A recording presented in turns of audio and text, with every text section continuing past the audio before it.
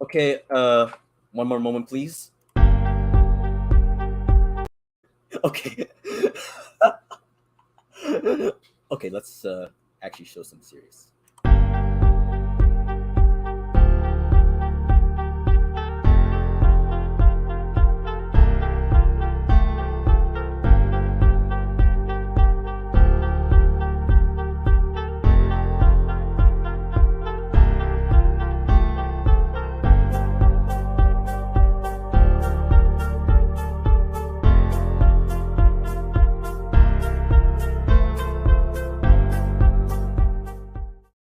All right, guys, welcome to the second episode of MURKYCAST. Last episode, we talked about the first and second episodes of Code Mercenary with my sister, and right now we will be discussing the future of DECENNIUM, and well, the staff team will be able to help you. Will be able to say anything. I don't know. Well, whatever. This is a stream basically talking about the future of DECENNIUM. It's no longer called DECENNIUM 2040 because it kind of makes it a bit mistaking to the 2040th decade or so. I'm pretty sure that's the most incorrect timeline. Just to change the name to prevent confusion. And today I'm joined by the staff team of DECENNIUM 2040. I mean, no, not 2040. DECENNIUM. Yeah, I am joined by the staff team of DECENNIUM. And the four that joined my stream are Rebecca K. Lunetta, better known as Swaggy Vortex.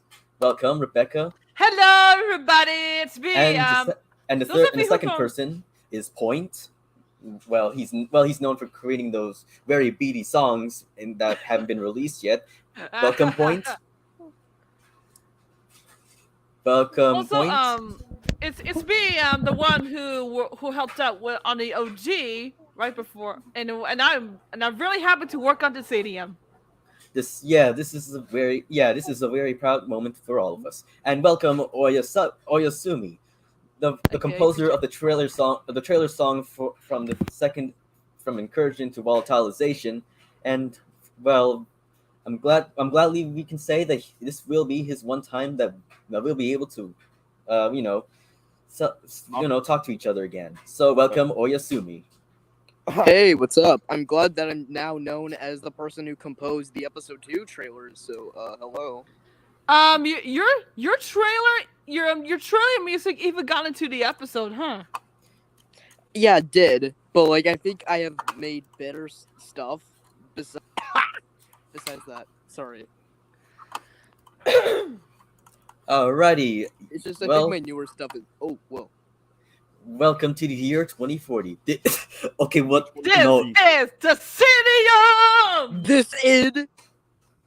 Alright, this is DECENNIUM. Well, this is a very interesting one, and let's be... Alright, so, let's get started. So what do you guys think the future will be in this era? The future? Well, it actually... Well, to be honest, I do believe that the 6 people that were in the original are gonna make a return. Yeah, the 6 people the 6 of the mercenaries are returning, no, it's not just 6 people. It's actually 2 more, and I'm pretty sure we can all. And there's actually some 2 OGs that actually went to dust. Yeah, the 2 OGs in this one. I must say that there's I gotta give 2 reasons for these 2 OGs. One of them is being Medkit. And Medkit, honestly, though, doesn't have a lot of character. Doesn't have a lot of character to begin with. Yeah, to be honest, yeah. Despite the fact that I keep on seeing him yeeting people, just basically taking them to Brazil and stuff. Well, not exactly, but the thing is about this character is for comic relief. Yeah, but the thing is about this character, so I don't really think much of his archetype can fit in the new series because the new opposition force, aka Murky Water, are meant to be the more aggressive and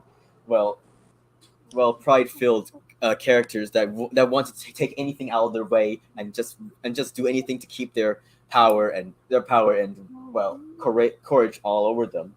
And they're the guys who are going to be they're going to be the guys who are the clients of develop and renovate. Extensive lore.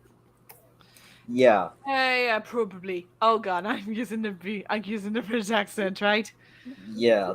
Medkit doesn't seem to fit the archetype of any of the characters, but he may return as some important. He may return as an important character in the series, but we may never know.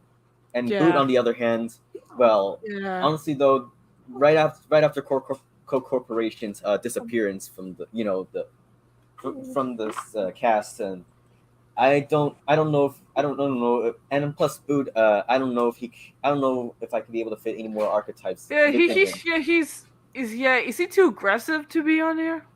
Yeah, well, a bit too aggressive, but honestly though, the most aggressive one will definitely be Uzi, but Boot is a cool character. Oh, there's no doubt.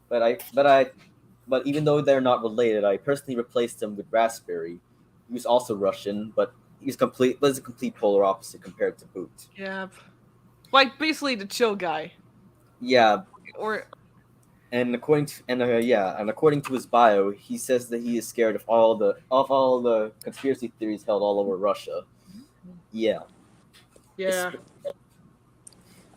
And the last but not least are the newcomers of the team. Well, there's one returning character in this team, being Bottled Ink. It's the Red Hawks. Yep. Oh yeah. I think I do remember her. Yeah. I think Shishi and BK used to be old friends, if I remember correctly.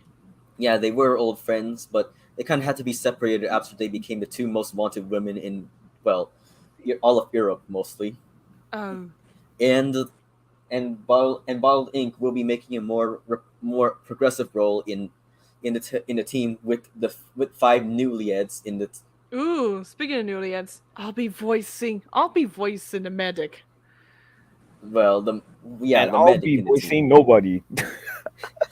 Nobody will be same.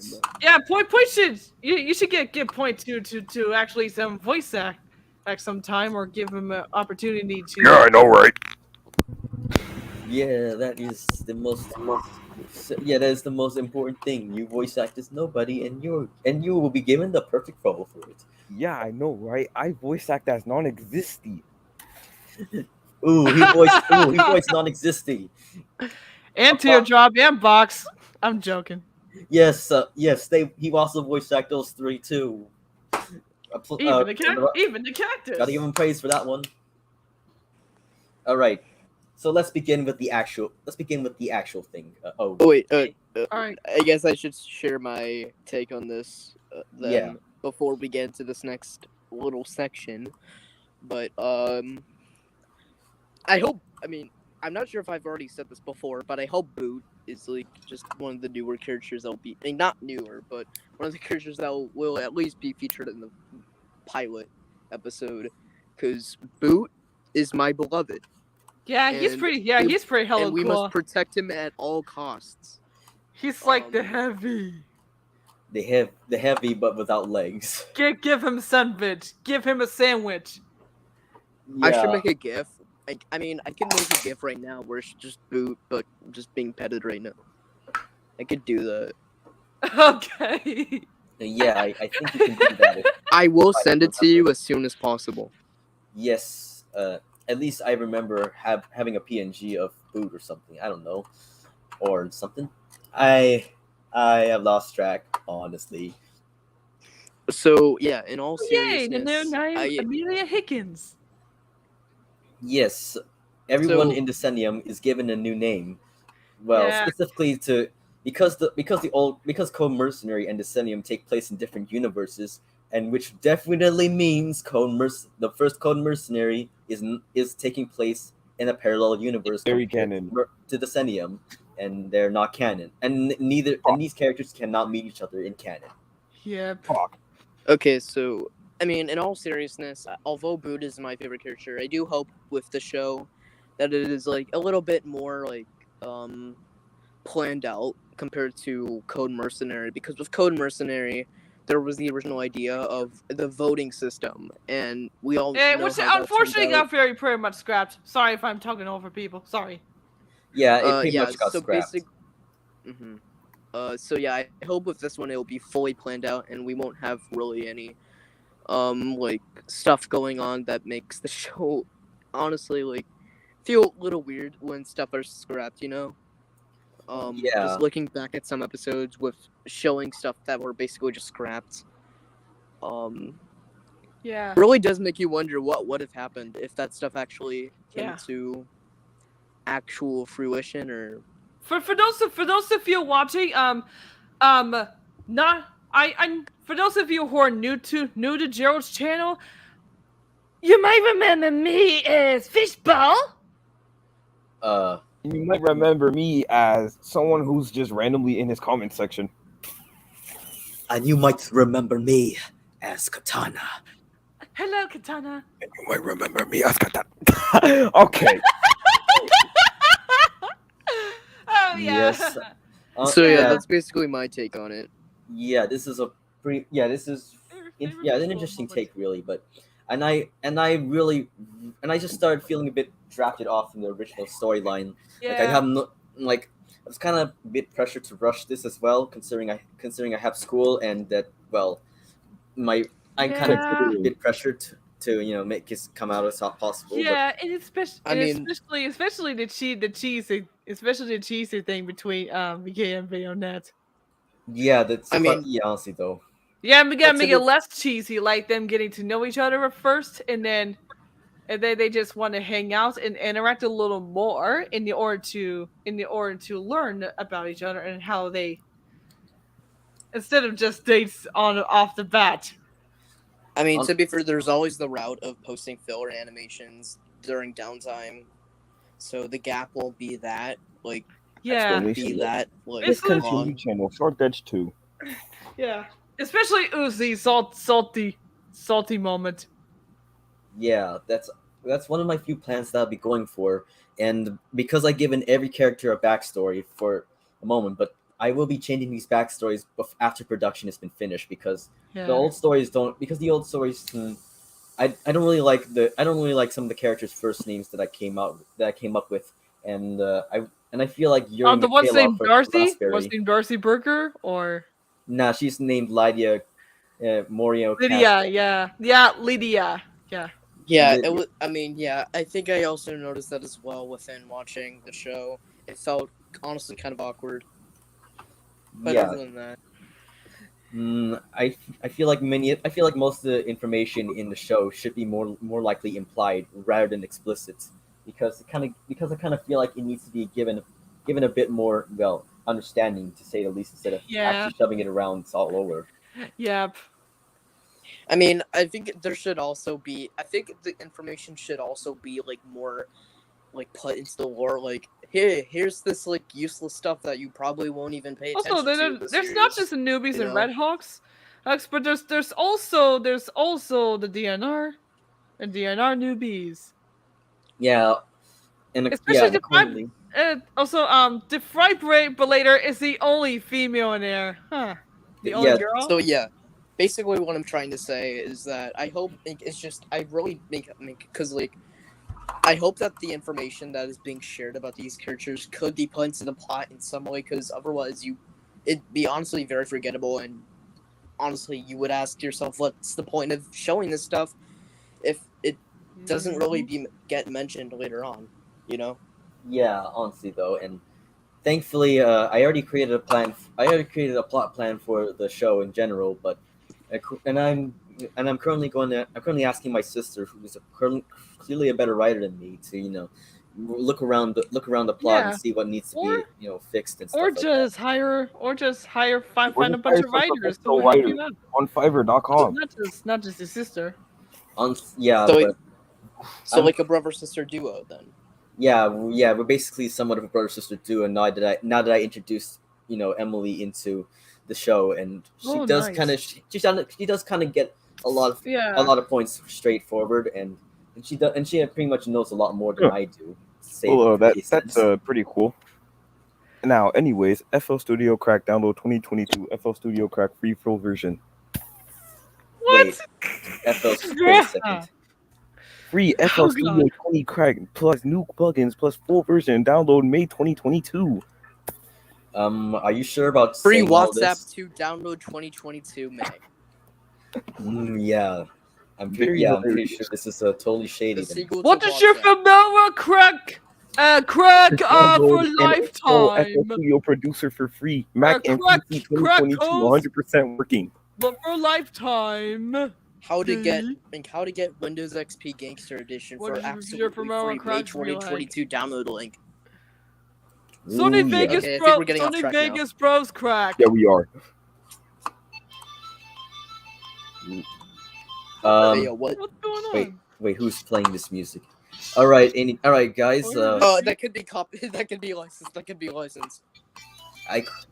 There is background music on a royalty with this. Let's play some Play some what? music. Yeah. Okay. I thought we're doing it. I thought it was. When you started playing, I was like, wait, oh, basic. Speaking of which, stream Gap Garum on BandLab and SoundCloud by Oyan. All right, guys. Now it's time for some basic information regarding the new Hey! season, and I'll be your host to explain all this. Dance music, commence, stop. Anyways, God damn it. So let's begin with the basic information about this thing in 2040.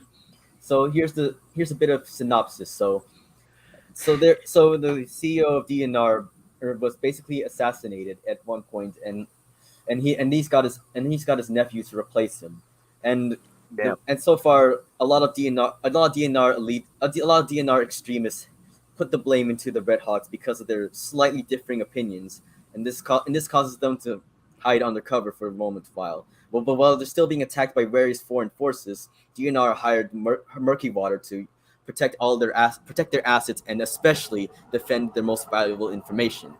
And while they are working on a special project on the meantime, the Red Hawks try to undermine as much corruption and the most darkest secret of DNR as much as they could.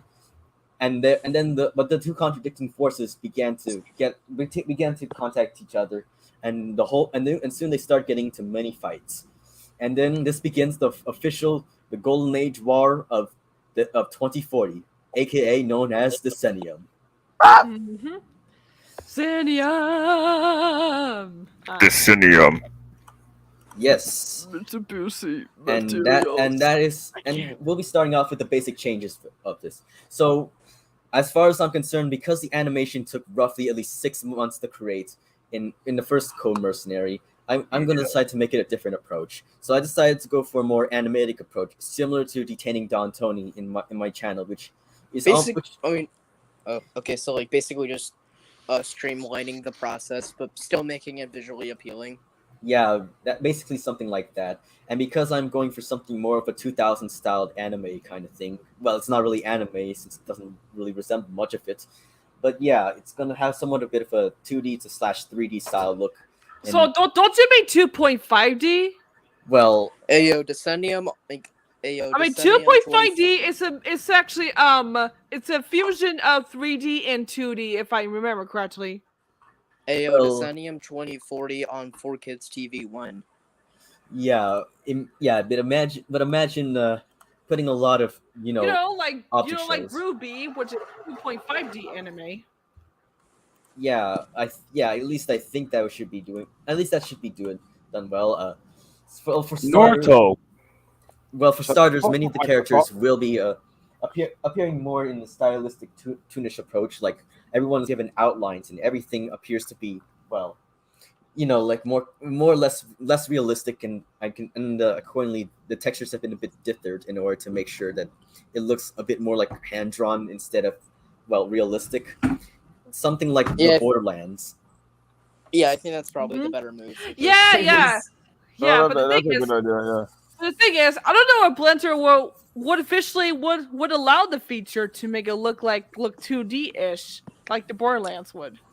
Well, I mean, Borderlands. I never really admitted it, but I kind of felt like I wasn't exactly the biggest fan of the animation style of Code Mercenary. I kind of felt like it was a bit awkward, to be fair. Well, yeah. Well, I think Yeah. making them a bit still like is gonna make it Plus, easier to follow. plus the microphone quality and my voice for Butterfly Knife in episode 1 was basically a little bit dorky and pretty much shit. Honestly, though, I think you should keep the dorky tone on Butterfly Knight since she is How did kind I of a bit do? young. Are you talking about me? Yes, indeed. What was that? But to be fair, I also provide voices for not just BK, but I also provide different ranges and tones. And let I was like, I can make an Honeyseed zero plus of Southerly. Oh, yeah. So yeah, I'm gonna. Okay, I think I forgot something, but I forgot to introduce all the characters in their appearances. So let me first pirate my own video and let me get this thing very visible to start with. Let me download. I can't. I know you're saying that I'm lazy, but yeah, that I am really lazy. I mean, to be Lazy fair, Sunday, lazy Sunday. to be fair, he did say he was gonna streamline the animation for DECENNIUM, so Yeah. Yeah, honestly though, and speaking of streamline, I feel like the last rig for the characters just feels a bit it just feels like I had to animate the body. I had to animate the MT separately from the bones, and I decided to change the MT into the bones so that all the bones can be animated, while the body can also be moved as well. Wait, what? I recently got ahead and touched some Roblox rigs that I have gotten from a download somewhere, and I just happened to touch it, and I feel like it almost completely changed my view on how I should even rig my characters because. So that's basically where you started with the man. Roblox side animations. Yeah, honestly though, I wanted to start. I honestly got very interested into a Roblox game known as Typical Colors 2, which is Roblox TF2, and I got very affixed to the community because it almost feels a bit more similar to say which, because unlike the Arsenal community, the characters nobody talks about the characters because they're not really characterized to begin with. They're just skins, so you could just kill them and you play as them. So, in TC2, the characters actually given characterization based and actually have their own special voice lines and abilities that make them stand out, to say the least, and that's why it kind of got a bit more popular. I mean, yeah, I guess I could see that with Arsenal, but there's also been characters with voice lines such as I forgot his name, but he was the character of Hakula in the Hakula game mode. Oh, yeah. Yeah, so there has been some exceptions with that when it comes to Arsenal. Yeah, that's very, very interesting. Oh yeah, I got the video that will introduce all the characters for the show, and Nice. trust me, it's gonna be very it's gonna be very interesting. Ooh. All right. If there was Meet the Red Hawks. Wait, what? If there was Meet the Red Hawks, could one of us help out with the voicing? Well, that depends on the situation. Yeah. I honestly don't know if I can help. I think there are your a few point, I think there are still many characters who haven't got voiced yet, like Like Insignia, defibrillator. the defibrillator. Yeah, wait, Yeah, I haven't checked I also defibrillator. Oh, I mean, I'm not sure Okay, how. so Flabber right radio here. alert. Yeah. I might as well Alright. go for it. So I finally got the video loading. Let's begin with the Yep. showcase. Yeah, the audition. All right.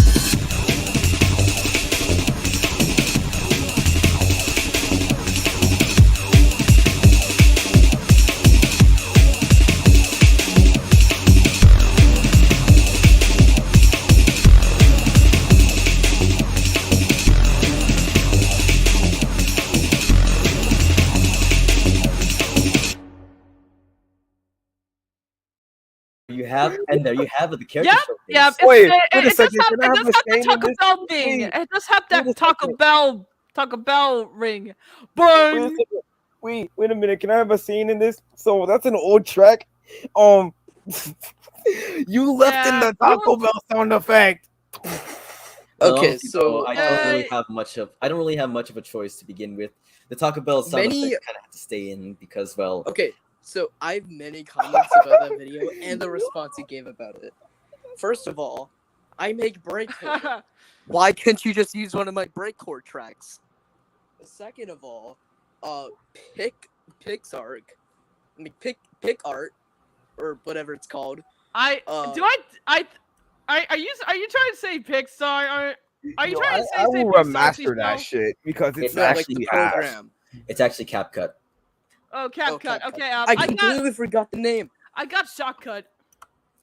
Honestly, though, CapCut is pretty much everyone's Free using cracked these version of things. Sony Vegas 2022. Honestly, Yeah, I do though, have people are CapCut using on my CapCuts to computer. basically make these kind of meme videos, like the misery, and there's also some videos that I don't know. What was that? I don't know. Funk music that's being played, within still images of stuff like, for example, showers and stuff like that. Wait, what? There is a complete memes made out of the software, and it's free, and many of them just sprung all over TikTok, especially YouTube. Okay, what is this channel for? What animation is in the making? Well, I don't know. Some people call it art. Some will call it art. Well, let me explain to you. Well, Focal Fossa, this channel is specifically I'm planning to run an object show that's basically no, it's not really much of an object show. Not really an object show because it is a show with objects, but like it's just war. Yeah, but it's non-competitive show, to be honest. Well, let me explain further depth. The main point of this show is to basically just to stray away from the object show like genre and to make it look more of and to actually make the goal of an actually dark mature object show that basically takes away from the concept of the original object shows, like, for example, Modern Objects, but even though Modern Objects is basically based on the main protagonist and centered around just like life. Yeah. Although Modern Objects takes a huge different approach, similar to Pibby. Yeah, and honestly, though, it kind of bit appealed to me because, in another sense, I'm planning to make the third sub series being Zero Intermission, based on life lesson and the slice of life, basically to just stray away from the fighting and to actually teach some lessons and stuff like that in real life. DNR? Yeah, because DNR. And I definitely know who I'm gonna be voicing. I know you're gonna be glad for it. So basically, the main point of Zero Intermission is that, a Korean American known as Baton has recently got a new friend, a Canadian lighter, who's basically he's basically not having fun in life, and he wanted to encourage his new friends to enjoy a new job, and will expect that nothing will always come free, and in the same case that they're also fighting foreign invaders as well. Nothing is free. That's why cracks exist. Yeah.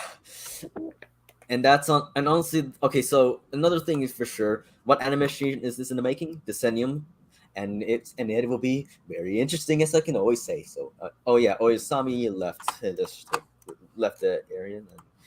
So I guess we'll never know if we can see him again or something. But but he definitely said that this will be his last time in making the object show community, because it's really not his thing anymore. I know it's not much of my thing anymore. I mean, it's really not my thing anymore, but I'll still do it.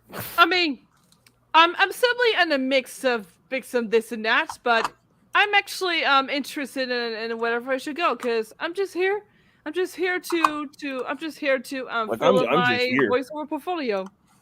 Yeah. So that's a. However, I think I got into the joy of helping out us in projects, this and that. Yeah. So what is your most ambitious project? Free. No money.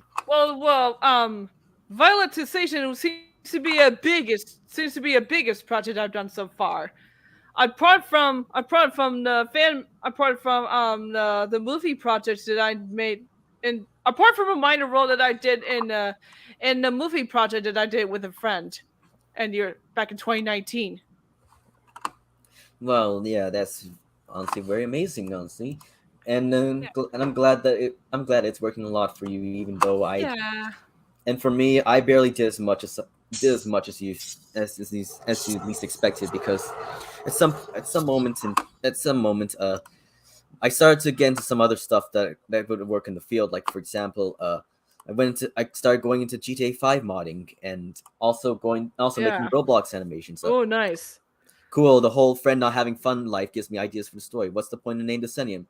Well, DECENNIUM takes place in the year 2040, and DECENNIUM is obviously Local a very Fossa, you have fancier a name for lot to decade. learn. That's 12 And- years from now. And that's in 20 in Look what 2029. Seashell wrote. Okay, so neither of Code Mercenary and DECENNIUM are canon to each other. But for as much as I can say, DECENNIUM is definitely going to take a reimagining of Code Mercenary and make it so that it's no longer biased towards one person to one organization. And DECENNIUM is supposed to take place in the golden age of technology, where the company DNR created the most impressive thing that anyone can imagine with, and then everyone started to use this thing, and then the CEO decides to go into the press conference to fully imagine everyone that anything is possible, regardless of who you are or what experience you have. You can shine no matter what you do, and then he gets killed. Then and it's possible, and then you get killed. Wait, who were you referring to? The DNR the CEO DNR, and honestly though, and his plot starting death will honestly be the most important thing that'll be taking place within the whole thing, and it creates the whole battle in general.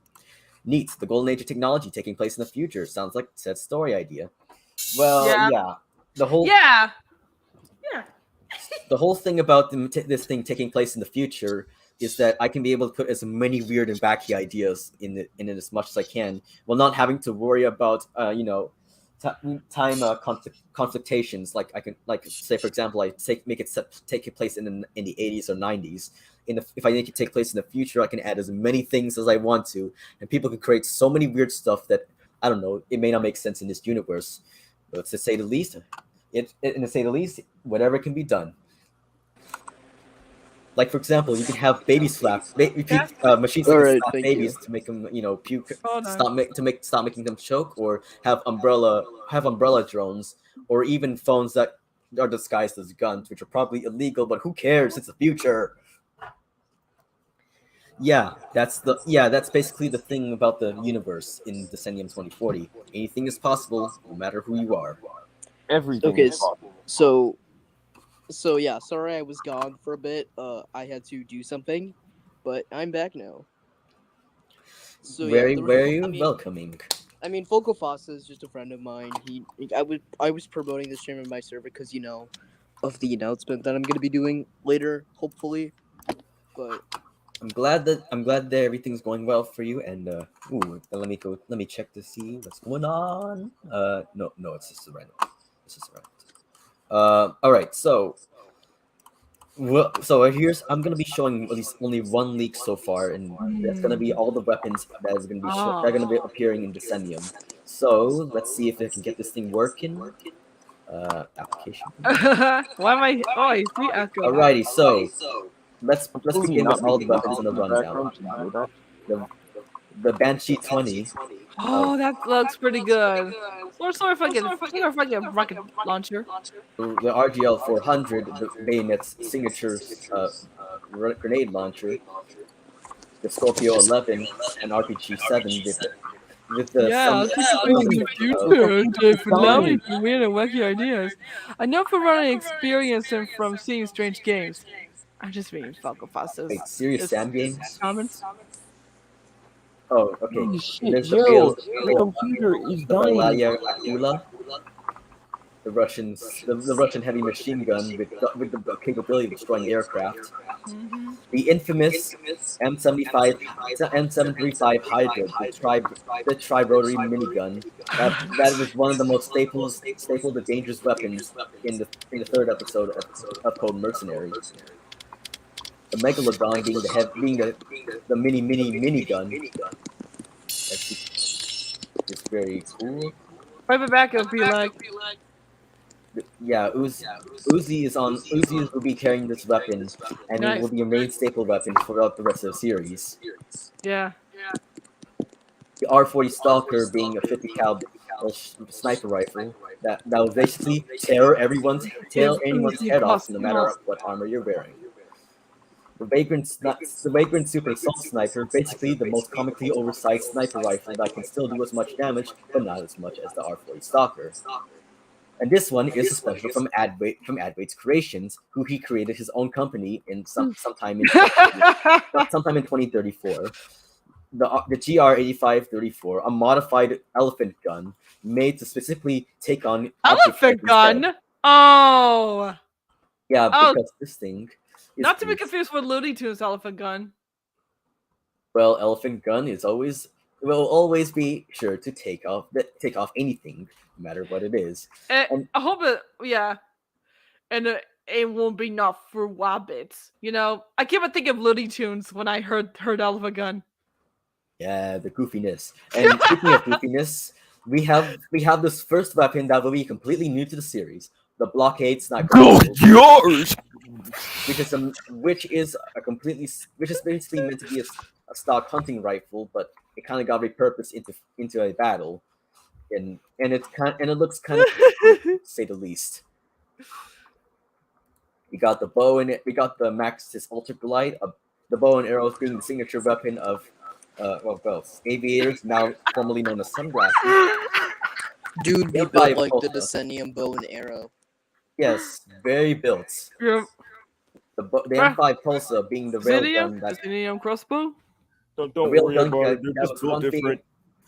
There's the M5 Pulsar. This railgun has once torn the arms of some. Oh, I think it's thing. See that in the ad. Yeah, it once that he made. Yeah, it once tore off the hand of a tester, who also with a pisser slice. Pisser slice. And his arms, and what's left of his remains was his arm. A Peaser slice is that's a Peaser slice. Yeah, and basically what's left of his body is his hands and his remaining organs that probably have been stored for later use. The Model Expo being the automatic crossbow that was inspired by a YouTube video. Yeah, I think I saw that in your YouTube video, man. Yeah, that was being created in a time lapse creation, and we're gonna reintroduce a new gun that is based on the Honey Badger and the Scar L, the Ares Capybara B, a combat rifle specifically made to be the new generation. Did you just say capybara? Yes, it is actually named Capybara B. Capybara? Yes, this is the capybara. Coconut doggy. Yes, coconut doggy, and probably the most aggressive name you can give to a gun. Honestly, you need to put an image of the capybara meme onto there. Well, yeah, I bet somebody will be doing that in this. No, just put it in the show. Put it in the show. Yeah, but another thing is, capybaras can also be depicted as objects too, so we'll see how it goes. Gas mask. Okay, so there's the Z09, the heavy assault rifle that's being the most impractical thing in the world. But hey, it looks cool, and it just one shots. The most boring guy to ever hold a gun is back with his Vaca V2, aka the famous carbine. Famous carbine, bruh. Yeah, people will call it the bruh gun. Yes. Bruh gun.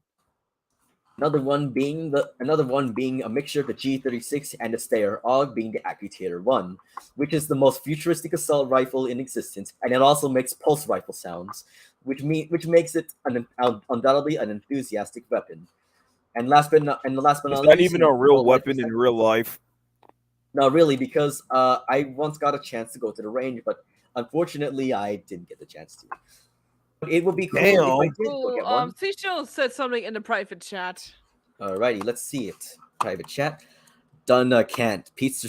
Someone give Uzi a croissant. Okay, maybe we can give her a croissant sometime. Croissant? Okay, so yeah, taking place in the future, definitely allow for weird Seashell and has wacky a question ideas. about this. How long the stream will be? That's what I'm saying.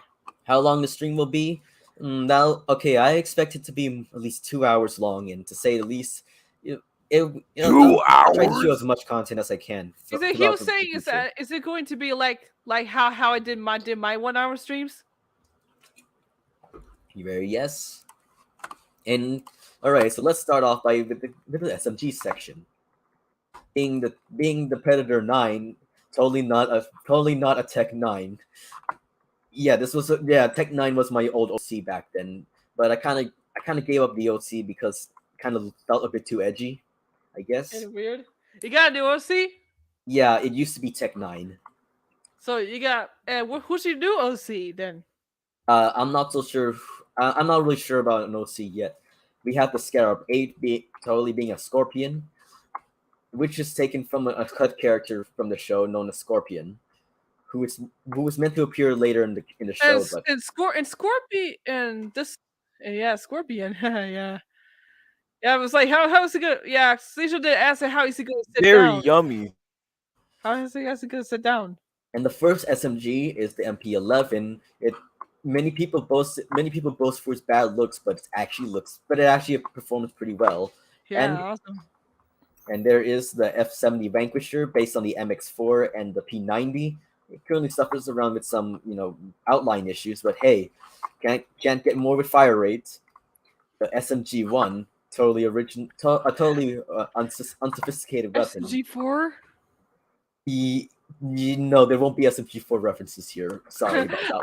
I'm sorry. I just thought when you said SMG1, I was like, okay. Fuck! And I just hear the YouTuber reference. I was like, okay. Sorry, I'm pretending myself. And here's a weapon contributed by a friend of mine known as Alexu 2003, the Arbitrator MK1, which basically is an Uzi, but the magazine being attached over here instead of inside there. And it proved itself to be pretty much a weird wacky appearance, but hey, it's pretty cool though. Not gonna lie. And here's a weapon that never appeared in any of the episodes so far: the Vertical Shot Mk2, which has a special feature included in it. It can what's the special feature? It can rotate. Well, let me demonstrate. Serious? Yeah, it can. Wow. Yeah, it's able to rotate. Bro, that is pretty cool. Yeah. But the reason why I didn't make it into the show. If it were a character, it probably wouldn't be moved. Otherwise, you'll make it snap the neck like. Yeah, but the reason why this weapon never made it into the episodes is because there wasn't. It's pretty really obvious why. Yeah. Why did you gonna shoot up the direction? DECENNIUM episode usually gets spread over by a 2007 Toyota Corolla. Bro, yeah, you hadn't thought about, you didn't think about the physics. Yeah, honestly though, that will be a thing. Honestly though, that's pretty silly. Well, was it get ran over? Yeah, I mean, she can tank up as much damage as she could, but will she fare up with standard civilian vehicles? Look at this vehicular manslaughter. Yes, SMG facilitator with the extra S being super, and this weapon is capable. And this weapon is in the same family as the Accutator 1, being able to shoot pulse rounds, and that makes it another cool enthusiast addition, along with the less sophisticated CMP 100. It looks pretty basic, but once you get your hands on it, its fire rate will make you feel like your arms are getting a bit weaker. And here is the Don Tony special, the Andrew gun. It's said that the Valentine's Massacre. It's Andrew. It's said that the Valentine's Massacre was involved by this gun by Don Tony, and thus it ended up becoming the gun for the lovers indeed. Donna Tony. Yes, Don Tony is known for this gun. Boy, it sounds like a pizza topping. Yeah, Don it does that sound like Tony pizza either topping. died or went to prison. A pepperoni. Well, Don Tony's fate is that he ended up in prison, at Yeah. a time of Did he 20 die? at a time of 28. Did he And here die? is the Empire 24, the infamous Spaz 12, that basically appeared once in the Code Mercenary 1 held by the Barrette, and now it's finally coming back. Better and badass than usual. Because look at that. It has the folding stock that finally looks like it's full on detailed. Mm-hmm. Ooh wee. Look at music. And here's a newer addition to the I'm game. hearing music in the background. My bad. AP We're just 22 doing a back. collab song right now. Just ignore that. An automatic shotgun that basically held as much. Why would you do this at the same time of brutality, which at the same time you will probably be turned into masses of blood for this. Pretty fun. The SAS Lancehead. We need extra shells, and it's semi-automatic. The most common shotgun is the Model 600, and its basic version, the Model 602, and the regular version, the Model 600. The double-barreled shredder, basically inspired by the Spaz 12 and Half-Life, is the ADB shotgun. Comes in two modes: kill him twice or kill him once. And the most famous heavy shotgun is the Jackalope, with most capacity all in one. Oh, And the most famous one is and there are some pistols. The Nexus 2, the Desert Eagle of all kinds. This weapon is Butterfly Knife's token weapon, mostly because of how heavy. my token weapon! Yay! Mostly because of how heavy it is, but also how silent it is. Oh, silent and heavy. That's what it's named. So, Silent in Heaven is his name? At least that's what it's nicknamed. Oh, it's nicknamed Silent to Heaven, when that gun will send straight to hell. And there is the Paragon S3. The basic weapon that basically is the Glock of this universe. And, well, it's the perfect kind of weapon that nothing can get in your way. Hey, if civilians can protect themselves, so can you. Good as a for mercenary. good for assassins and Lara Croft. And here is the Bullfrog 2, the frontier woman's kind of weapon. It being the frontier woman being Canteen. This bullfrog is much more than just a bullfrog. And I forgot to change this material over here. Let me fix that. Okay, Seashell, what the fuck are you writing, bruh? The fuck are you typing this in the private chat? Hey, I have a question. Yes. What is negative brain divided by the division sign times the Pythagorean theorem plus the Earth plus your grandma? Yeah, interesting question. Okay, you know so the answer to that? It's for my geometry homework for the negative equation of the divided times. My knife is in the gunfight with the Red Hawks. She's just with a gun. Only to realize she bought her Robux Nerf gun. Her mom brought her. It's still like she fucking does. Why the fuck does that actually look like a Nerf gun? Spray painted black. All right, so the next weapon will be the Pygmy 9, the most impractical weapon that's most infamous for the fact its design comes to danger, and not only it is impractical. It looks like a Minecraft mod. But hey, at least it will be taking more lives. It will be taking more lives than the life of the user itself. And the next one is the Silver Shot, being the one and only weapon that is used by Stiletto. Basically that new knife character that nobody knew he was coming. And he's gladly able to take at least 8 shots before you're no longer in the list.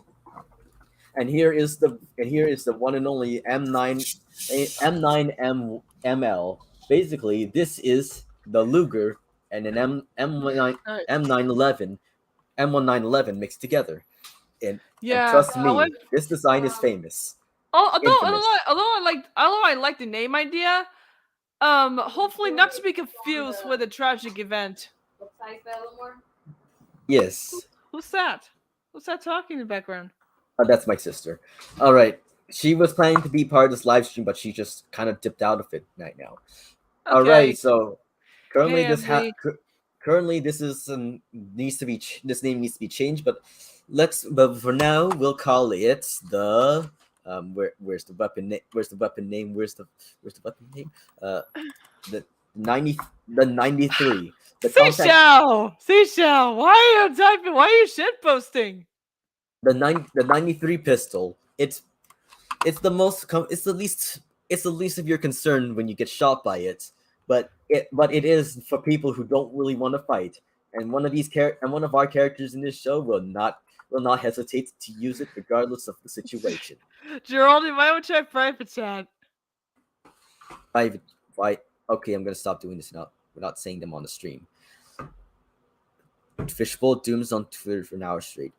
Okay, so for a few of the characters in the show, some of the main cast will return, and as well as some of the minor cast. I'm sad to say that Fishbowl might return, but really it's a different character. Or may not return at all, depending on the situation. What are you talking about? What are you talking about? She's the baby.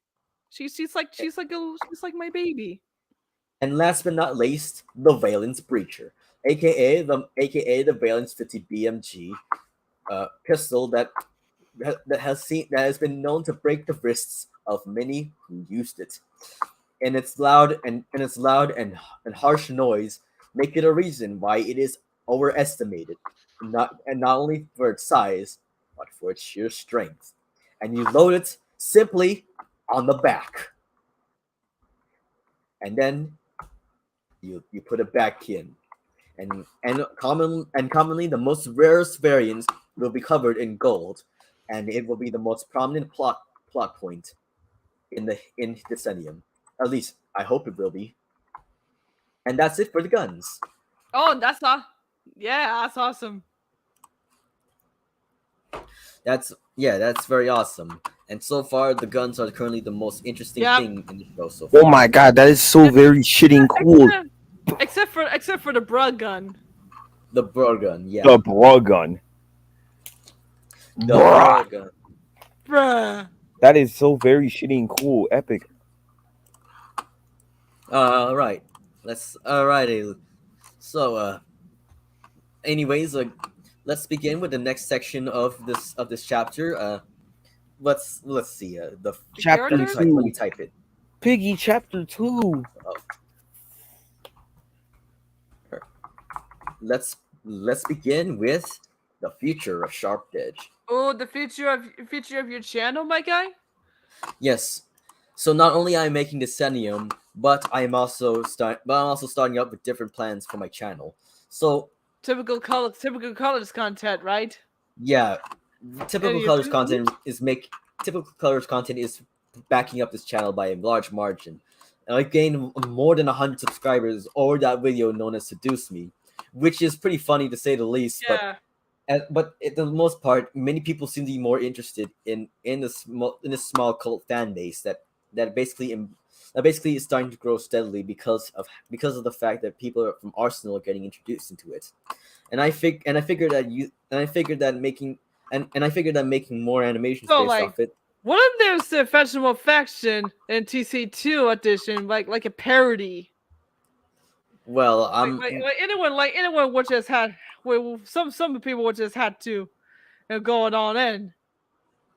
Yeah, I guess that's kind of the thing. So for regarding TC2 content, yeah, I can still consider making more in the future because, well, this kind of stuff seems to be more people are more interested in it, and it helps me grow as a creator.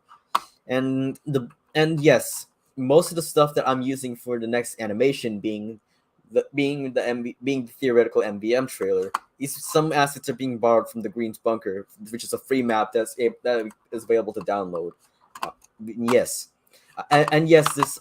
it's really going to be one of my most longest and most ambitious projects that will help kickstart the second chapter of this channel.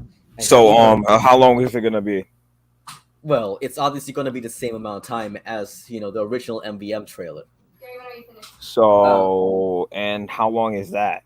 Yeah. Let me recheck. As far as I'm concerned, uh, 3 minutes and 1 second. What the fuck? Yeah. I know it's quite short, but it is also one of the largest, technically one of the largest projects. Also, because one of the scenes that will be appearing here will be Oh, the nice. Nice. we'll be dealing with mass participation because my computer is because my big powerhouse of computer is trying to render, I don't know, thousands of characters on screen for one scene. It's gonna be very, very interesting. Yeah. So now we know how your last computer died. No, not my last computer is still. Well, my last computer is a Windows 8.1 that basically is unable to Oh, process as much that things. reminds me of some bad things happened to my last laptop. Well, my last laptop got abused. My last laptop, which is all crashing and all buggy with Audacity, but it's a good thing that I eventually got my new laptop. Ooh, yeah. I still have 4 GB of RAM, and I can still do a bunch of shit.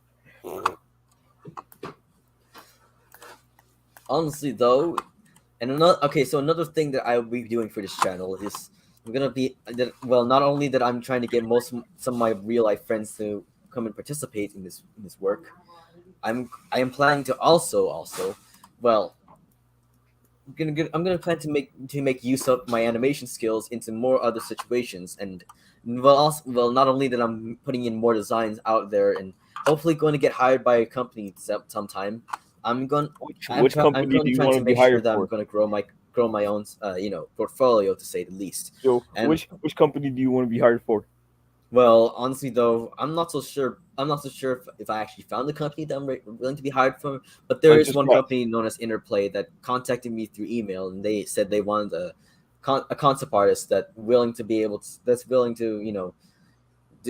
the make fuck is concept art. that? I last explained it for. So concept art is basically No, art not the that- concept, about the fucking company. Interplay. I think I remember, to say the least. I shouldn't say as much Video misinformation game as possible. company. Well- Founded in 1983. Okay.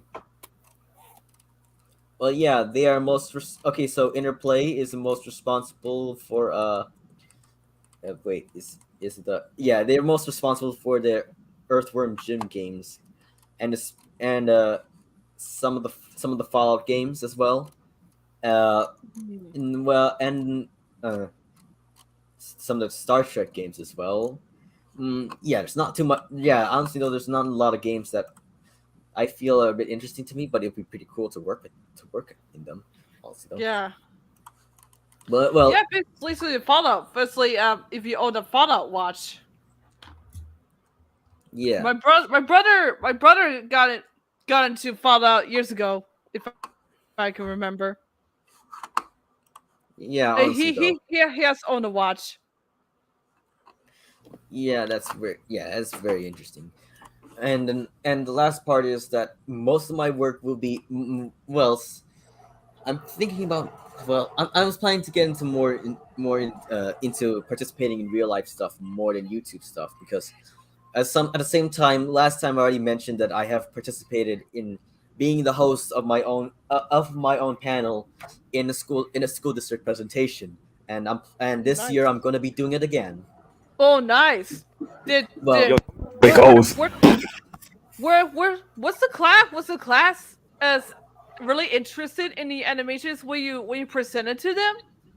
I got at Wait a least second, what did 57 you present people to them? interested.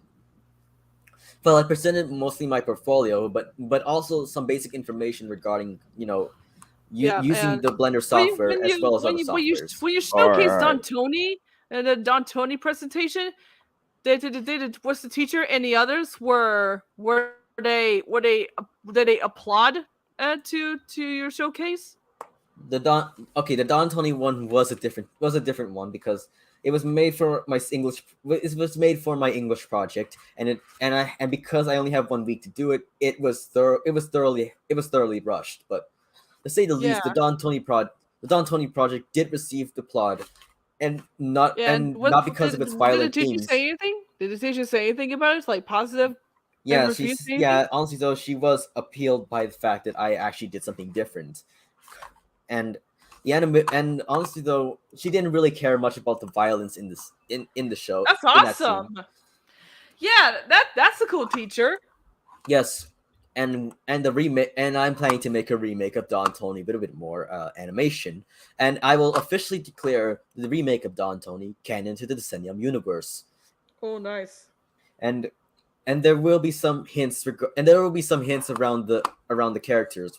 There's two, like it's a good this is a lot more to say for the least. The first scar in Don Tony videos, it hasn't really sounds really good for you. I can imagine the so funny. Yeah, honestly though, my favorite part of this is that I get to voice act Don Tony beating up his manager for failing who I also voice act. In fact, I voice acted every character in this short, and to be honest, it was pretty funny. It was pretty funny that I animated him beating. Was it embarrassing? Myself. Well, was it embarrassing by any chance? No, it wasn't embarrassing. It was God fucking damn it!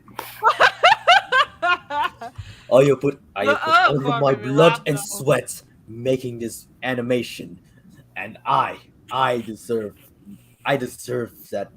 I deserve something that I don't know. That sounds so goofy. I don't. Okay, that sounds a bit egotistic. Anyways, so the future of this channel is that I'll be planning to rebrand.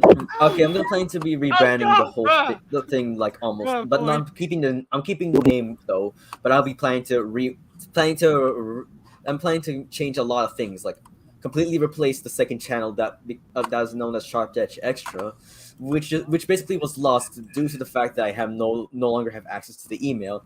And I'm planning to get DECENNIUM the soundtrack more uploads because as series continues to get more videos.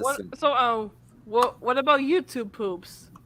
Well, the YouTube poops I don't have exist. removed them from my main channel because due to the fact that I'm entering the more professional area, I have to completely remove them because they're pretty much extraneous to the channel. So, but I will be creating a second channel, and I will be re-uploading them. A second channel. Watch that one get disconnected. I promise it won't because, the last email was ran through an iCloud account that I do not have access to. The rest of the email. What happened to the email? Yeah, I no longer have access to it.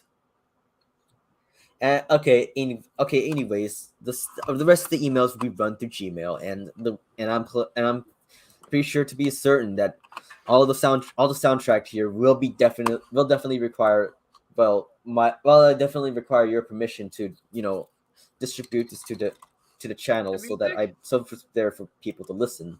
Oh, my music? Yeah. I do allow you, yeah. And the other things can be said with others. The other composers of the show. So what do you think? What do you think, Seashell? Good idea? Seashell's been getting quite quiet right now, but Point says time to casually make music. What do you think, Point? Honestly, though, Point, your music that I used in the CapCut trailer is very very fitting for the series in general. I have no other words that I can explain for it, but this kind of stuff is honestly the kicker. Bro, I want to remake that shit so badly. Yeah, and it'll be the first thing that everyone will be getting introduced to. And in fact, I think I can be able. I also composed the Red Hawk theme for the show. Oh, nice. Okay, so can you hear me? By the way. Yeah, I can hear you, Seashell. Okay, Yeah. so what I've been trying to say is that if I give you permission to use the music to the show, that basically means you also have permission to just use it for re-uploading the soundtrack. I also want to inform that when you use music that I made, just credit me. Yeah, basically the only thing I'm asking you is Credit just me, school, bro, please. And if I were to upload the track myself, you might want to link it back. You might need Link that need shit back to too. link it back so that I can know. So we can get free I mean, ad basically, all revenue. I'm just asking. Permission is supposed to require though. yes, very yes. But another side basically, note. other Another than side that, note. Oh wait, yeah, okay. I'll let you speak. Oh, you saw me. To me. So yeah, basically, you shouldn't have to hesitate to use my stuff, or you shouldn't have to like ask me for permission to upload the music as its own video. You shouldn't have to ask me for that. Why not? Because basically, I'm just saying like you don't have to like ask me to do that. Oh, That's Honestly, what I'm saying. Yeah. Honestly, though, that's cool. And okay, another hey, thing back for, echo again. for side note, I'm still gonna be using free music from filmmusic.io because because filmmusic.io is a website that honestly doesn't receive as much attention as it should be. Even though it has a bit of attention from them because Kevin MacLeod is in it. Most of the songs in the library actually are a lot more decent there, and I use a lot of their songs specifically in my animations, and they don't get as much attention as Kevin MacLeod does. And it's honestly though the film music that IO's library is very variety filled, and I can tell you, it just adds a lot more.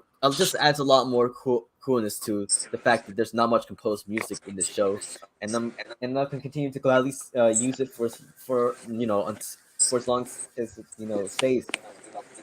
The music is absolutely cool. Not gonna lie.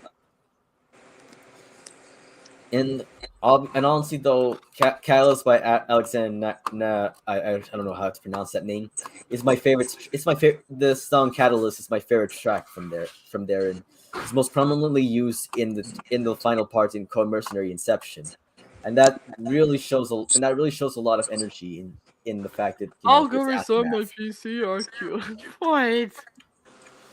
And yeah, and then the plans to this for the plans to this channel, there's a lot of plans left, and I'm pretty sure this. So yeah, I think it's really cool that you're putting YouTube on the side and focusing more on your own life, because that's basically what I'm doing for my own channel right now. So yeah, I think that's really cool that you're setting your priorities to focusing on your own life instead of focusing on stuff that you post online. Yeah, honestly though, and to say the least, I have gained a bit of attention for who I am really. The thing is, I showcased it in some of my classmates. I showcased it in some of my classes that I'm capable of making something a bit interesting, to say the least. And not only that, I also gained somewhat of a bit of attention. I don't know, and I'm hoping that next time in college that I'd be able to get in touch with more new media, folks who either know less or more about new media, and get more in touch with them and get more into a variety of touches, to say the least. And I think there will be we're reaching 1 hour in the stream, so That's awesome. Yeah. let's see. So yeah, it's kind of Oh, 1 hour 2 minutes. A new record. Yeah, honestly though, how long was the first MURKYCAST? Honestly, How long? let me go check. no idea, and I'm too lazy to check. Oh my god, Michelle. Okay, so the last MURKYCAST was 1 hour and 42 minutes, Okay, so we're close. We're getting close. Yeah. and the last live stream discussing Code Mercenary Live was 1 hour and 44 minutes. Yeah. That's the one that's the one we did together, right? Yeah, we all did this, and it's honestly a lot more fun, to say the least. and nothing and really nothing much can.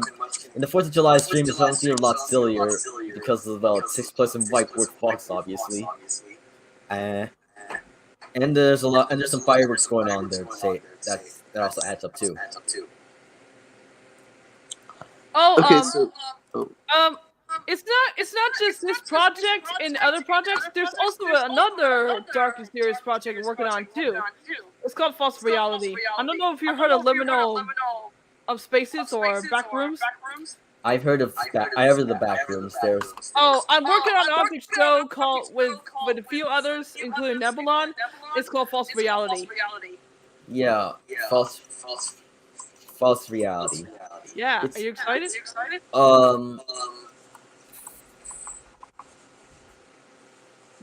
Yeah. Oh, let's. All right. Joe just hesitated to give a response. Okay. I'm just asking. Okay. Honestly, though, the back room thing honestly feels a lot more fleshed out and kind of be popular because of and people encourage a few other people to make their own versions of the back rooms. Yeah. Like Frag was doing it. Yeah. And he gained a and he even gained an influx of popularity that sounds a lot more to me. And I'm glad he's doing a lot more. Yeah. I'm glad that he's doing a lot more outside of object content. I'll be voicing a British character named Painting. Yeah, pretty cool. And are they also opening some voice roles in False Reality? Yeah, that's actually the only voice role. And my friend, I have a few people joining it, not just Nebulon, but also Great Tunes and others. Wait, are they still opening more voice roles there? Well, for the big cast, no. Well, can I be a demon for some sort? The entity? I'll have to go talk to my friend Institunes, Great Tunes, and Nebulon about that. Do definitely talk to Nebulon about that. Okay, so should we move on to the next section? All right, yeah, let's move on to the next section. Because I'm not sure how much time you have. So I'm trying to. Okay, I think we reached the max. I think I reached a lot more to the section that. I think I've reached a lot more to the end of the section, but I'll try to think of other things that I'm currently getting up to or something. How about we turn this into another Whiteboard Fox stream with free participation with the audience. All right. Let's see. I'm really shit at drawing, but I can try. Yeah, I'm a little bit mediocre on drawing too, but yeah. Okay. But first, okay. So if you're the audience in this in the video, will you be able to? What question? Okay. When there's actual playback and Joe. Okay. I think I might have worded wrong. So the next question is a Q&A. Oh, nice. All right. Ask us people. It's time for Q&A. Oh yeah. So answer me any question, and I'll ask me any question.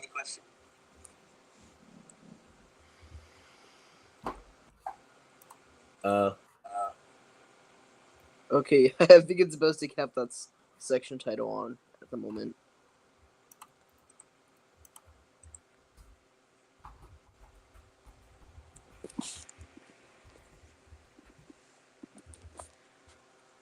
So,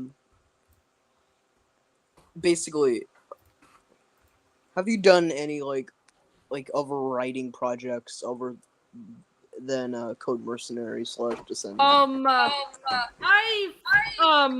to be fair, I've started writing. I'm sorry. Okay. So as far as I started co-writing for Apple. Okay, I think this question is supposed to be directed. So for writing wise, I'm not really quite sure about that one, but Same. But to say the least, I'm not really much of a good writer, as pretty evidenced by Code Mercenary, and hopefully, I didn't really write much for anybody else. I don't know much about this writing, to say the least. I mean, I've done like writing stuff in the past. I mean, I've been doing it for like the last 6 years, but I haven't really done a lot of writing for other people. I wrote for the second episode of Zero, surprisingly enough. Oh. But I was kicked out, and they never talked to me again. So the way they treated me was a bit But honestly, yeah, I didn't really care too much about it. Oh, speaking of Zero, I remember trying. Oh, speaking of Zero, I remember getting voiced the Pink Palette for Pink Palettes, but I got fired too quick. Oh, that's interesting. Yeah, it's actually the crew members are the production is absolute dog shit. So yeah, I already said I've already talked about how I worked on Zero in Adwait's stream. Wait, was it because of poor management? It could be because of poor management. Incompetence, poor management, and really fucked up progress. Like it's like very strict and then really bad and plus Object Side was just not very competent. Like he's just been changing his fucking mind the whole goddamn time.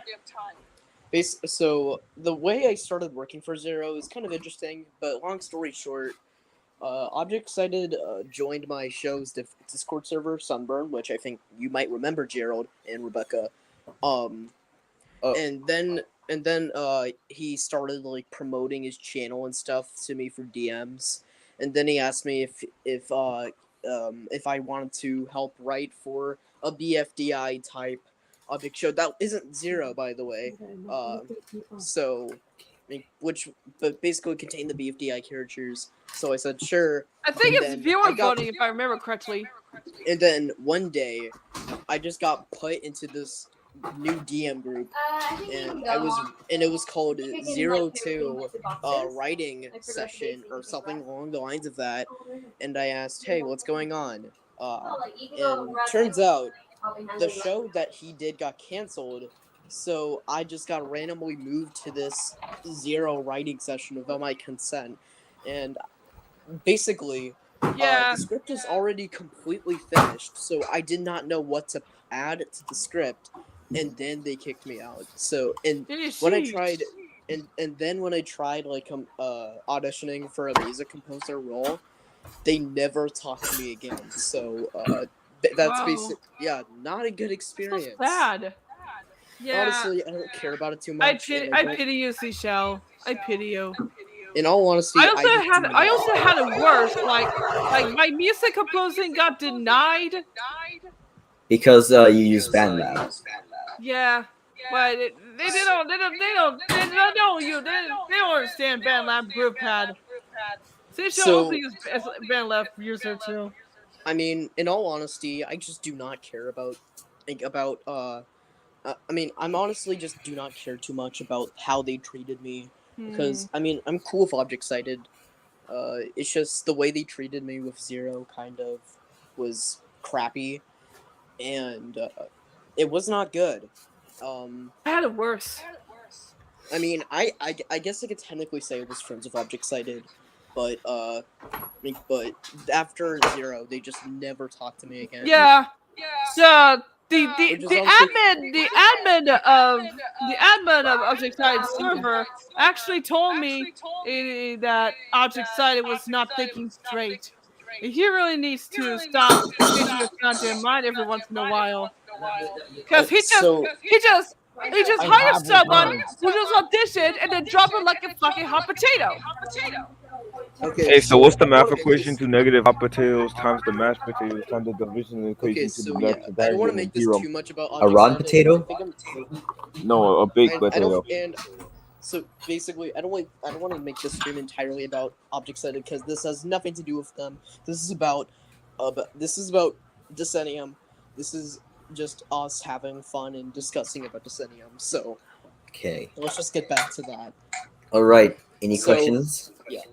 So basically, one last thing I do want to say though is that I just do not care about the way they managed me, but I do feel like the stuff that they did was that he Oh, did God. was kind of shady. But honestly, I'm not gonna do any. But would I do anything like canceling on Twitter or So, just do anything that's like that could like really hurt objects? I didn't know. Oh. So honestly, I really just 4:30.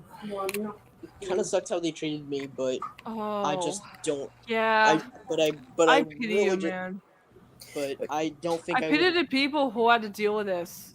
But I'm not mad. Like, but I'm slightly mad, but not mad to the point where I would want to try to like hurt Object Cited and hurt his like sort of fan base. Okay. He has a really big fan base. Yeah, I compared to pity. mine. Okay, no. Okay, this talk is gonna be really sad. I just don't want to get any some sort of breakdowns or meltdowns real quick. So this I think we should switch on different subject. This is meant to be a Q&A thing. And, Yeah. We're really getting too far. Just anyways. Yeah. Off the topic of writing. So, any other questions you guys? Any of you questions you guys in the audience or here would like to ask? If I may ask you, besides Katana, who would say was your favorite mercenary? My favorite mercenary? Well, honestly though, I don't really recall the character being a mercenary nor anything else. But can't walk for shit. But honestly though, like the character you like animating or you like working on so far, besides Katana. Well, Butterfly Knife is one of the few archetypes, one of the few characters. Oh, thank you. Was it also? Is it because you like my voice for her? Well, that too, and the fact that I have to, the fact that she has the extra, character movements like being able to flip her handles around to be able to dodge bullets. That's so totally right, Jared. So, and the fact is, she is her a lot of influence. Song and as a little thank you. Yeah. Most of the influence came from the fact that this show, that this Code Mercenary and DECENNIUM itself was inspired by Killer Bean, and Butterfly Knife was one of the few things that. Reminds me of Lara Croft or something. Killer Bean is awesome. Well, however, Killer Bean is awesome and will remain in eternity as the most awesomest, quote unquote, the Killer Bean series so bad, so good thing in existence. In my opinion, no one can deny it, and I am waiting for it when the video game comes out. I am putting my hopes up and made with Unreal Engine 4 with high quality HD 240. It's actually made in Unity Engine. Fuck. Yeah. So. Okay. So. Yes. Gerald, did you get the Killer Bean plush exclusively on Makeshift Plus, but it's only available for a limited time? Killer Bean Plus? If you say no, then you are the plush. fake as fuck. Oh, sorry. Killer Bean has a really cool YouTube channel. Have you ever seen any Killer Bean Let's Plays? Honestly, though, the Killer Bean stuff isn't really getting as much progress nowadays because of the change of plans. But I respect that, honestly. Okay, hold on. Be right back. I'm gonna do something real quick. Okay. No worries. I'll always I can always add you back. Just let me know. I mean, he's getting YouTube's plushies. All right. To be honest, in my opinion, the Killer Bean series is kind of ass. Pun intended. You mean ass? Like there's some things that I cannot comprehend with it. Like sometimes the fucking voice doesn't sync with the actual shit. It does have funny moments. Like, let me put a language you can understand. It has funny moments, but like there's like some issues with it. Yeah. And what about the breakdancing? Oh, the breakdancing. Miximo. Hold on, wait a second. Hold on, let me check it. Miximo was founded in 2008. How long was Killer Bean Forever? How long did Killer Bean Forever's development take? Didn't Killer Bean Forever started in like 2002, right after the So actually 2001. Oh yeah, Miximo took a long time in order for it to exist. On I'm pretty sure it's just copy and paste an animation to streamline, the animation stuff like that, and pretty much it's the main reason why everyone has the same base except Cappuccino, because my security number is 346. All right, Cappuccino. Orisam is back. All right, All right, so hello, let's I'm open up back. some more questions. Did we even get any more questions? Can we still dream about cheese? Can you still dream about cheese? Yeah, you can all dream about cheese. Dun, dun, dun, dun, dun, dun, dun, dun. What is cheese? What a cheese! Baby, don't hurt, don't grate. Okay. Don't grate, Guys, we don't want DMCA to come over here and take us all down. Apparently, duh. Okay, DMCA. DM. Okay, all right, yeah. Okay, This should be a highlight for funny moments and shit. yeah. Okay, so what I was gonna say before I was AFK, I just wanted to say, on top of the writing question, were you self-taught or were you taught by some person? Yes, throughout the most of my animation career, I was indeed self-taught. Oyasumi, I think that my voice is echoing through your microphone. So mind if I mute you for a bit? You got Okay. a question finally. Will moldy cheese be on Alley? Oh Oh, No. the cheese touch? Oh my! no, that's there my won't be question. no, unfortunately, there won't be moldy cheese in the show. Fuck! Sorry about that one. Yeah. Nobody wants to teach touch. Okay, Fuck. let me continue with my other question. So for the sake of it, yes, I did self-taught. I was indeed Boy. self-taught, and I just went through it because I have no internet whatsoever, and I decided to do Blender in my free time. And the moment I did it and made my first animation, I got so attached to it to the point where I literally want to do more of it. And it actually gave me a change of ways how my mentality went through. Instead of being the kid who just goes on video games all the time, I actually felt like it gave me a purpose in life, wanted me to become something. And at the time, I really had no purpose in life whatsoever. So I don't know where I was trying to head to. So, but the moment when I touched Blender, I feel like it has made an overturn because I actually gained a skill that I never envisioned in getting, and I actually liked it. So I am still pretty much breathing to this day, and I'm still making a lot of artworks to this day. And with other softwares like GIMP and Vegas, yes, they are also self-taught too, because Adobe Animate. because at the same Maya. time so at the same time I have to get around with working with stuff, just to say the least. All right, and that's where I got around and stuff like that. I have a question for you. Yasumi, you're unmuted now. For who?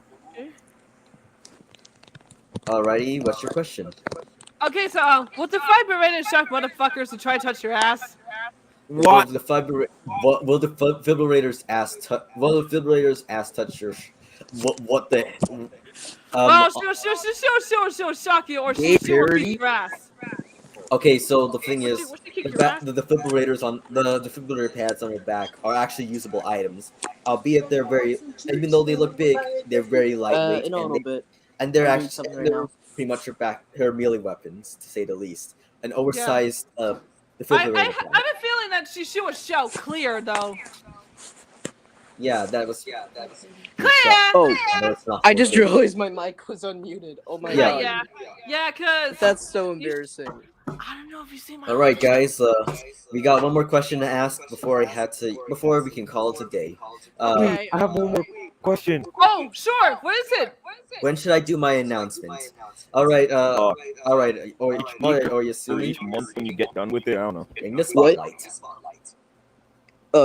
Oh, okay. Oh, That's very what subtle. should you do your announcement? Okay. Gerald, would you do the honors?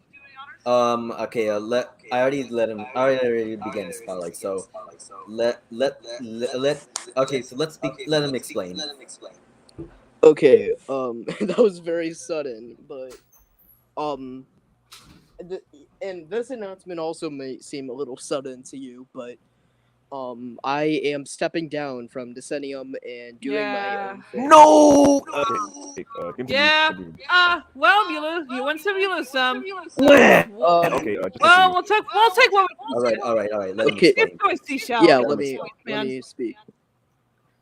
I'm not sure if Jared will allow me to do like a little thing where you can discuss about the whole thing after I'm done with the announcement, but yeah. So I am in fact stepping down from Decennium, and I'll still be supporting the show. Yeah. You still might see you still might hear music from me, but it's not going to be made exclusively for the show. It's just going to be normal tracks that Gerald has decided to use for the show, and I've already given him permission to use my tracks as long as he asks me to, if he wants to use them. So I have, put simply, I'm not passionate about object shows anymore. It's not my thing anymore, to be fair. Same. So basically, I have different passions now, and basically a thing that'll get me a step closer to those passions is to quit Decennium and focus on my own thing for a bit. I'm still gonna be composing music, that's for sure. I'm still gonna be making music outside of Decennium. That's basically, this is not me quitting music entirely or quitting any sort of content entirely, and I'll still probably be featured on the channel every now and then, but I'm not gonna be. You're not gonna see me in Decennium or. So Hey, basically, fair enough. I'm probably gonna be like voice acting for some videos on for the side, but clearly it's just honestly. I'm just repeating myself at Hey, this fair point, enough. but I'm just passionate about other things, and basically what will allow me to focus on that is by quitting Decennium and focusing on myself for a bit. Thank you for your fine words. So sir. one more thing. I do want to thank you all. Like, I want to thank Gerald for allowing me to do this. I'm very thankful that he has done this, as technically I guess he's inspired me to do some of the more fast-paced stuff that I do now. Basically, so yeah, if you're unaware, mainly because a lot of the music that has been sent for this channel is really old at this point, but I'm a breakcore and hyperpop producer now, and and basically, I guess technically this has inspired what I am producing today. So I do want to thank Gerald for kind of inspiring you it. inspire me to you inspire me to make some better music. Same here. Yeah, same here. Thank you for your fine words. And Anyways, I do want to thank Rebecca, as she's basically the person who made me find about this. She made me discover Decennium back in the Code Mercenary days. Oh, nice. And that's basically how I'm here in the first place. So Yeah, I guess I guess because my voice acting, to be exact, and I think she and I met in Band Lab and we did a collab. alrighty. So I'm very thankful of what I've done within the past year, and I guess cheers to the stuff I'll be doing in the future. Thank you. Basically, I'm Thank you honored so to much, be in Seashell. this community. Thank you. It's a very pleasure for all of you to be here. Anyways, we're reaching the end of this live stream. I'm sorry if you didn't reach the part where we're gonna be doing a whiteboard fox because time constraints, and it's a glad thing that I'm running this live stream specifically because I want to discuss the greater minds and the beyond of the future of this channel. Yeah, that's understandable. And this is Rebecca saying, and this is Swaggy saying, thank you everybody for participating in the chat so far. And I'll say, and this is where you're in for a scare. Yes, it's It's very yes. Thank you for I better not participating in hope. today's Hey, stream. who entered here? Oh my god. To all Okay. to all you babies who thinks it's not so big. Yeah, I better not hope. Hey, who entered here? Yeah, because of the time restraints and Your everything, shit? Oh, I'm God. probably okay. Let me speak for a second. So basically, I guess due to time restraints, I guess I will do my own commentary on this on my main, and maybe Jared will let other people know about the whole thing. I might do my reaction video of as a full mercenary and get my own perceptions behind the scenes. So random My people own in the work. comments, Mo. So wait, are we ending the stream now?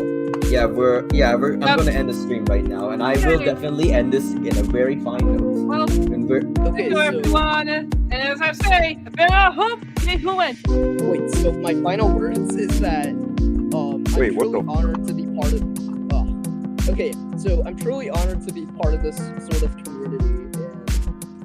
And basically, I'll see you all in the future sometime. Well, see you guys in the future.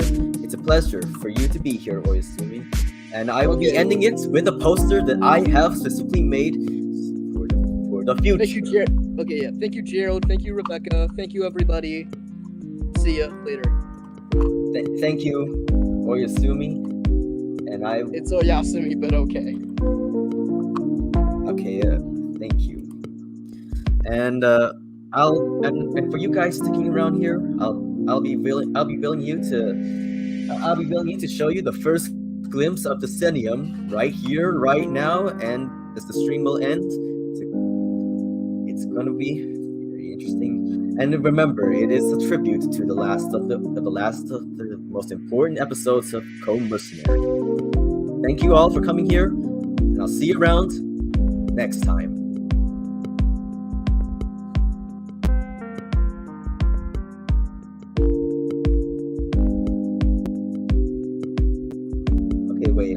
Okay, wait. We're still processing. There we go.